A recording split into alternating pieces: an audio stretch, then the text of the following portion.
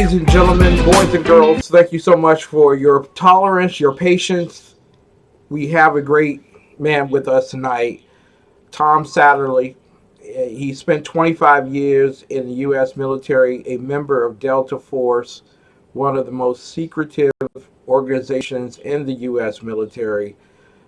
You don't get into Delta Force because you eat 10 donuts a day. It just doesn't work that way. You have to be a very disciplined, a very strong individual of mind, soul, and strength.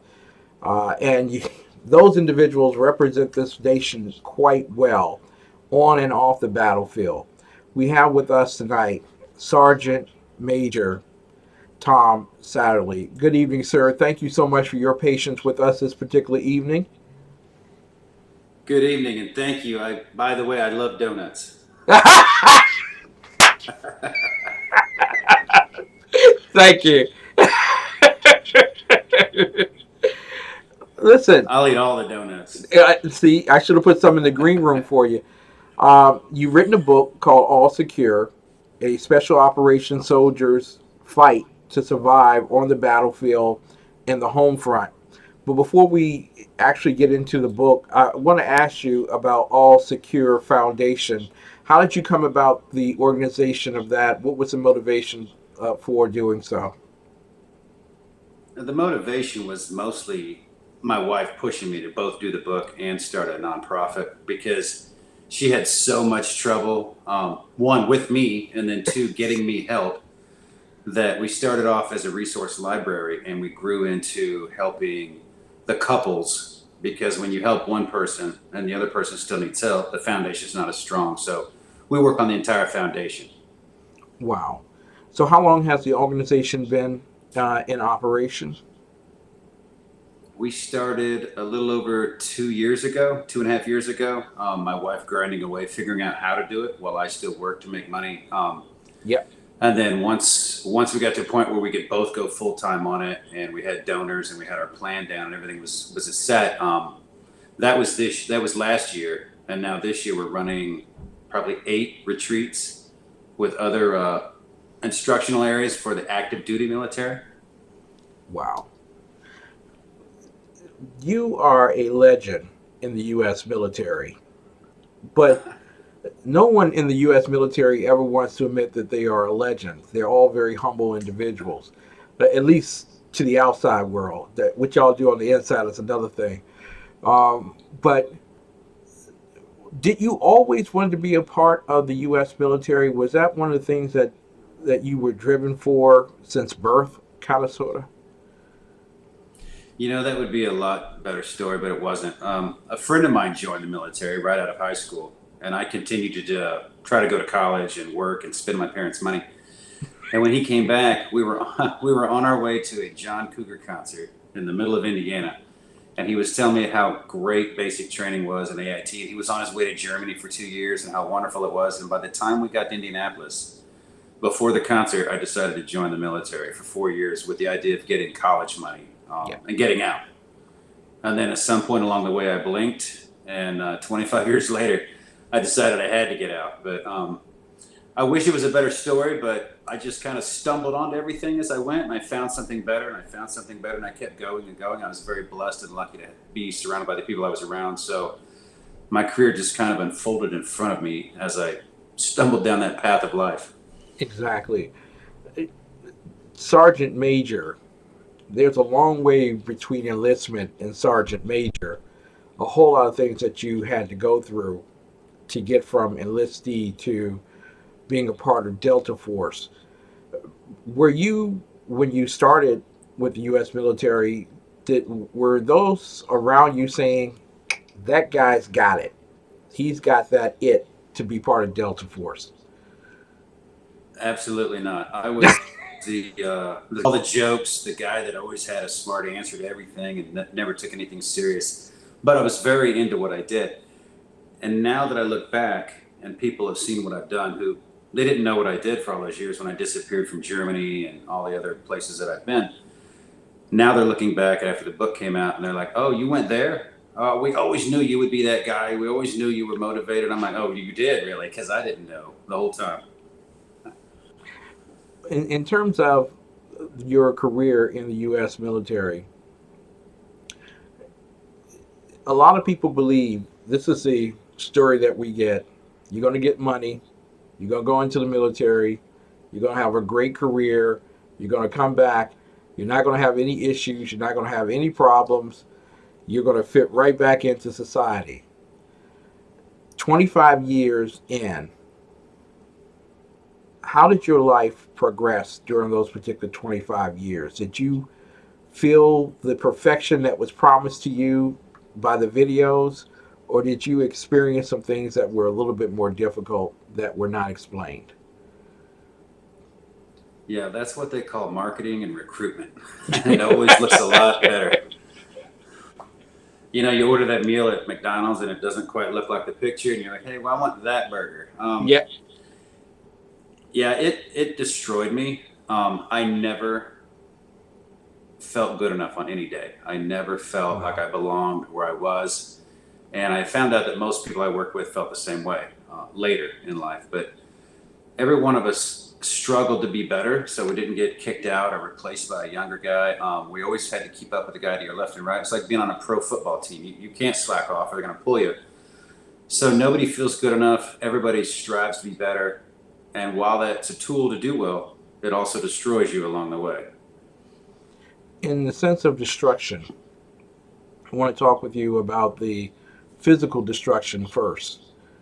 Um, First and foremost, being in the military, you got to be physically fit. I mean, extraordinarily physically fit. To be into the secret and special services, you have to be almost top 1% at all times. What did you endure physically in terms of being the very best that you were? Well, my daily routine was probably I would work out 5 times a day. I would ride my bike to work, probably 10 to 20 miles, depending on where lived at the time. And then I would work out. And then I would probably go shoot on the range and then eat breakfast. And then go shoot some more. And then work out and then eat lunch. And then shoot some more and then work out. And then ride my bike home again or run home. So everything was a workout. Everything was what you ate and how you lived. And it was all about being better. And that was your pure focus. So your family struggles, you're never present. I was Yeah, never present. I was always, my mind was at work or I was at work. So, and that's the same as any CEO or anybody that runs an organization that they have to be involved in. They're dedicated to it. And so other things fall behind. exactly. But eventually, there's a wear and tear on your body, back aches, knees, joints. How did you overcome the pain, or did you even experience any of that pain? Were you just naturally endowed to the point where you could just, it's just a workout? I breezed along for many, many years. I started out as a 150-pound guy, running around, jump and fly and run all day. And then one day we were up running selection in West Virginia, and a friend reaches up and he goes, "Hey, there's a string on your shirt. Oh no, that's your arm." And Ah, from that day, I decided to work out more. So I hit the gym and gained weight. And at one point, I was 250 pounds, working out and lifting everything in the gym, but I couldn't move, and so that took its toll. And then all the running around with the equipment and the injuries and the IEDs, I probably had 9 to 11. I lost count. Neck and back surgeries. wow. So my neck's fused, my lower back's fused, and pain to me is kind of like a daily thing that I'm used to. I'll wake up one day and or I'll look at my wife and I'll be like, "Hey, I'm not in pain right now," and she's like, "So?" And I go, "Well, that's different. I'm normally in a lot of pain. I just live with it, and just right now I noticed I'm okay." Wow.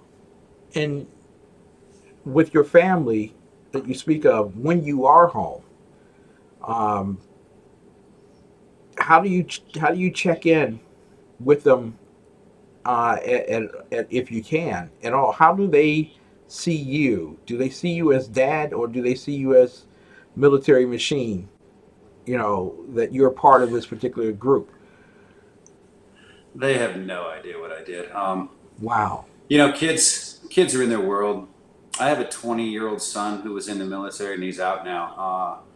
He used to say things like, "You're like a ranger, isn't that right, Dad?" I'm like, "You have no idea." I kept things from him, but at some point, you think he would pick up on it, but a lot of that you keep away from the children. They just wonder why you're angry or why you're so militant, or why do you worry about the dishes so much, or why does everything have to be orderly? And that's just the PTS coming through. When things are chaotic, you want to put them in place. You need to get everything just right for you to feel comfortable. And I've been breaking away from that for years, to just connect with children, like get Yeah. on the ground and play with them on the floor, kind of thing. Which is why we do families for our foundation. As most of the people we help are saying, I can't connect with my family. I don't know how to, because they're still stuck at work. Their minds are at work. They want to be there, and that's where their tribe is, if you will, that they're connected to that group of people that know and do all the same things. You had three wives. What was the thing that uniquely separated you from having an intimate relationship with any one of those particular women per se, except for the latter one that you are working with in terms of the foundation? But why wasn't there a connectivity to keep you in a long-term relationship with any of the previous two wives? I think the military is tough on both parties. Yeah, I was certainly gone and dedicated to what I was doing, and to be that good and that fit, it took a lot of, if not all of my time. My first wife, obviously, I was very young. We grew apart. I was never home. And then after Somalia happened, I was a completely different person. And so we split quickly after that. And I kind of walked away like it didn't matter. My second wife was a blip in the radar. It was one of those, I don't even know what I was thinking. wow. It was companionship. I didn't look at it like marriages really. I just looked at it like a companionship, or I can get cost of living adjustment. If I'm married, who knows what I thought back then. I was totally just into my job. And my third Exactly. wife, where I had my third wife, where I had my son, the connection was my son. Yet we're kind of not estranged, but we don't talk much. I wasn't around a lot. I've been trying to connect with him for so many years now, and he's resistant to it. And I don't push because I raised him. Yeah. He's angry, I'm sure, and he's got secondary PTS from me as well. So I'll just be there for him when he's ready. But I dedicated every waking minute to my job, and I look back now, and people ask me, "Would you change a thing?" That's a tough question in life because it got me here. Yeah. Um, and maybe I wouldn't have been here without all of that adversity and struggle. So I'm happy where I'm at now. I just wish I hadn't have I've hurt so many people along the way, Yeah. and just given into my job. I like the way through the course of this interview you refer to it as the job. And a lot of Americans would sit back the 40 hours a week we sitting here drinking a beer listening to you tonight, you know, the job. But the your job was all encompassing. I mean, I can check out 9 to 5. I'm done. Click, click. I'm done. You were 24/7. What did it mean to be a Delta? What did it mean to be in the most secret organization in the U.S. military? A lot of times, well, all you ever do is train. Whether you're at home, you're Yeah. constantly training, and then you go throughout the United States and train to do things that are harder and more difficult. And then you go overseas and train, and then oh, by the way, we've been at war for 20 years, so Yeah. we've had to do that too. So that time that used to be at home is now more training while you're at home. So you're always focused on work, and your next thing would be deployment. So the only time you're with your family, to where you can guarantee you're at home for a 3 to 4 month period, you're training every day, and you're on a 1 hour string to be at work. So you can't get drunk, you can't drink too much, you can't be within 1 hour from work. And 4 hours after your beeper goes off, your wheels up anywhere in the world. So you can't really let go while you're at home and relax. And then your next step is combat. Yes. Your next step is you're at home training again, and then you're on pre-cycle, and then you're on cycle, and then you're in combat. So it never ends, and you're literally never home, and you're definitely not at home mentally. Do you get offended when you hear individuals use the term PTSD, like certain congresswomen during a recent session advised that they were suffering from PTSD because of President Donald Trump. Do you take offense to that? Well, I will tell you at the moment, I certainly did. Yeah, And I understand what everyone did. And then my wife reminded me that you can catch PTS and get it by watching an event on television. So it's difficult to judge that, mm, properly. Does it make me upset? And do I want to say, come on, man yeah, up or get real? But then again, we're all different. We can all handle different levels of stress. And if that's that person's level of stress, then maybe they're in a too stressful job and they need a less stressful job for their own healthy benefit. exactly. I agree with you wholeheartedly in that regard. But PTSD is a very serious concern, but it's been so commercialized um, that the importance of dealing with that particular matter has been over talk with them about what they've gone through. And how do you also speak to the wife who has to deal with that and also may subject themselves as well to secondary PTSD? We try not to focus on the story because there are so many different stories of what affected someone, male or female, older, younger.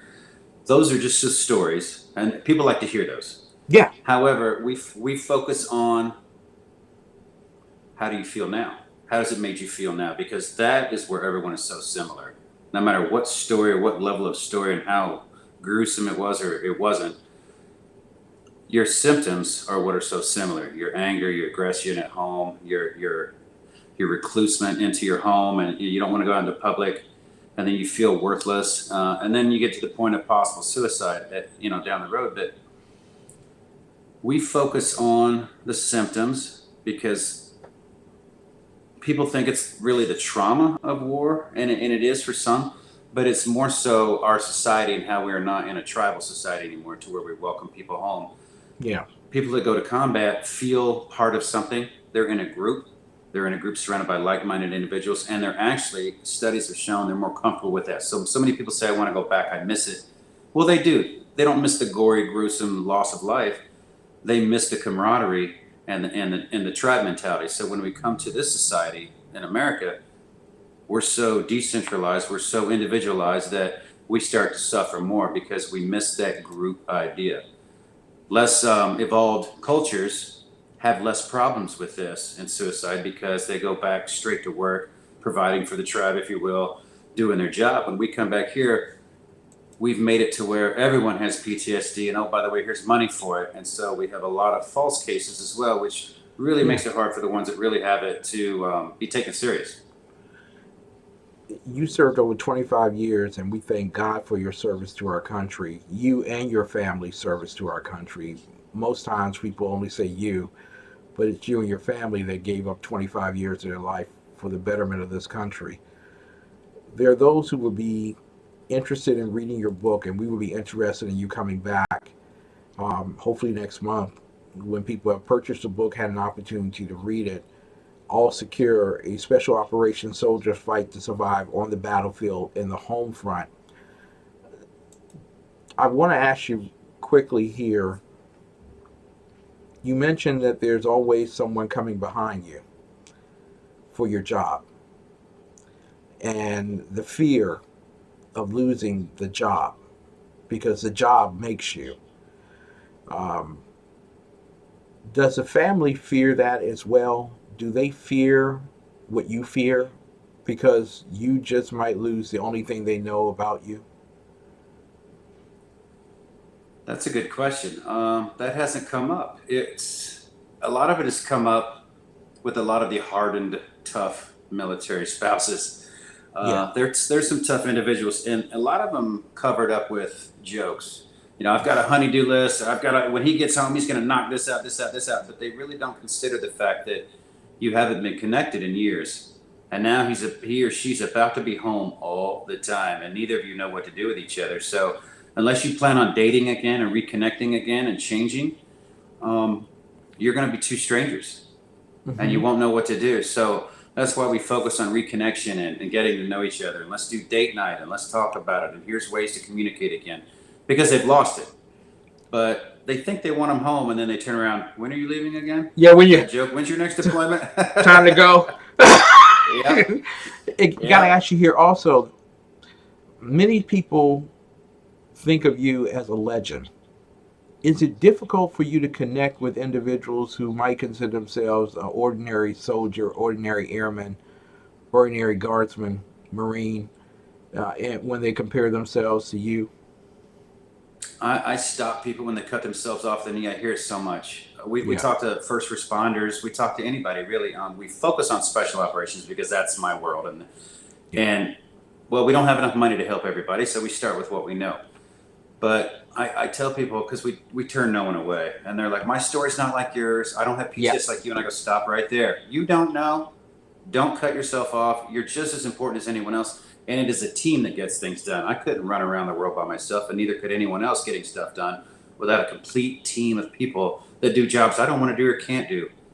And maybe they didn't want to do or couldn't do mine. I don't care. I respect everybody's job, as long as you're doing it well and you're yeah, trying and you're pitching in. I don't care what you do. Every job's needed. And I don't like people that cut themselves off because they feel they're not on my level, because I don't feel like I'm on anybody's level. I've never felt good enough. So I just want to make friends and talk to people and get to know them. you know, that is the most humbling thing tonight because of your background, your experience, your success in the military. Um, if there was a GI Joe doll, you would be the guy, kind of thing. But the whole idea here is getting well, body, mind, soul, and strength. Getting well. Um, when you come back to our show, hopefully next month, um, I want to talk with you about combat. It's the issue I didn't talk with you about tonight. But just briefly,